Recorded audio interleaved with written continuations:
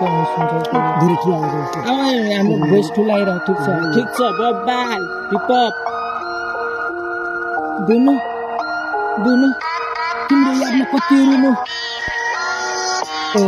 बुनु तिम्रो यादमा म कति रुनु तिम्रो लागि म सक्छु नि हाँस्न त्यसपल्ट बाँच्न किनकि गाह्रो छ नि समाजको लागि हामीले इज्जत राखे अनि नयाँ बाटो पाल्दैन तर सक्छु कि भनेर आशा नि बोकेको नि हो नि तर तिमीलाई मैले चेको माया दिन नि सकिन नि किनकि आफ्नो स्थिति यस्तो परिस्थिति आउँछ कि भनेर अगाडि नै हामी सोच्नु पर्छ नि त्यसैले तिमीलाई माया तिमी बिर्सेको होइन नि तिमीलाई नि मैले पनि तर गाह्रो छ नि यहाँ कुरा बुझ्दा पनि हेर अहिले नै हामी बिहे गर्यो भने किनकि नि गाह्रो हुन्छ हेर हामीलाई 20-22 वर्षमा हेर विवाह गर्यो भने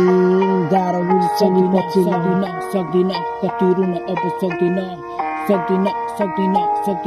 अब हेर तिम्रो लागि धेरै रुन म सक्दिन झरेको आँसु फेरि उदाइसक्यो हेर फर्केको समुद्र नि बगेर भक्सिँदैसकेछ त्यसैले तिम्रो मायामा आज प्रकाश छैन त्यसैले उदासी मेरो मन एक्लै छ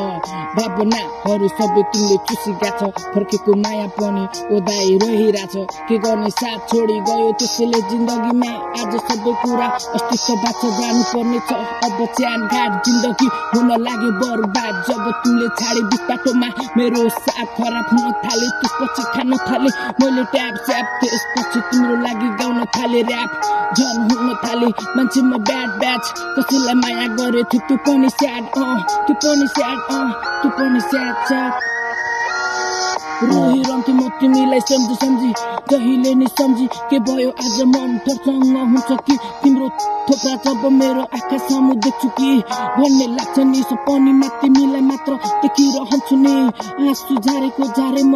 रहन्छु नि पारा जहिले यस्तो सबैलाई म भन्छु नि तर थाहा छैन के हुँदैछ जिन्दगी आज भोलि ढलिसकेको छ थाहा छैन कसैलाई अस्तित्व चाहिँ कहाँ छ सबैजना खोजिरहेको मेरो अस्तित्व म मरेर गएपछि सबै कुरा सकिगयो हे सकिगयो म मरेर गएपछि सबै कुरा सकिगयो मायाले पनि फेरि मन पराउन थाले भन्न सुन्न थाले ईश्वरले म त ईश्वर छेउमा थियो सबै कुरा बिर्सिँदै गएको आज भोलि स्वर्गको बाटोमा मस्त रमाइलो छ नि यस्तै बनी जिन्दगानीमा आज छु नि मेरो साथी पनि अस्ति भर्खर मरेको हो नि मरेको freestyle check it out fuck beats homo gonle keto homo pake keto homo khate keto मलाई जसले जे भन्दा पनि हुन्छ रे check it out fuck beats कुराहरू सबै मुजी पछाडि थुन्दै त्यो लक्ष्यलाई अगाडि सधैँ जुन हेरी हिँड्दै भिडभाडमा पुरै टोल पलिरहेछ केटाहरू पनि मस्त पुरै हल्लिरहेछ त्यो कोचाजले गर्दा त जिन्दगी ढलिरहेछ तर बाल छैन कसैलाई समातेको छैन अहिलेसम्म प्रहरीले त्यसैले बाल नदिएको